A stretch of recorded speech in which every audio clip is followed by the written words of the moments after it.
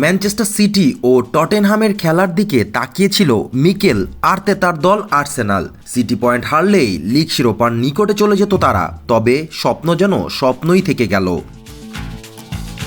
টটেনহামকে 2-0 গোলে হারিয়ে লিগ শিরোপার নিকটে চলে গেল পেপ এর সিটি। এ জয়ের মধ্য দিয়ে আর্সেনালকে টপকে প্রিমিয়ার লিগ পয়েন্ট তালিকার শীর্ষে উঠেছে সিটি। আগামী 19 মে ওয়েস্ট হ্যামকে হারালেই টানা চতুর্থ লিগ শিরোপা জিতবে গার্দিওলার দল।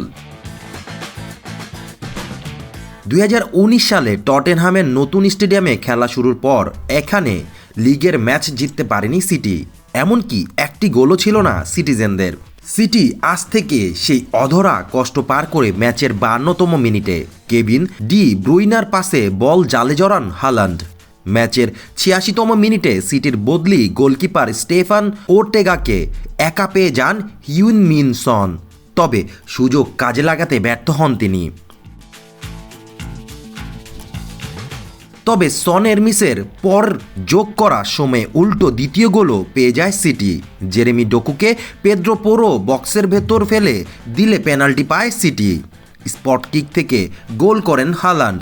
লিগে 27তম গোল সম্পন্ন করেন আর্লিং হালান্ড।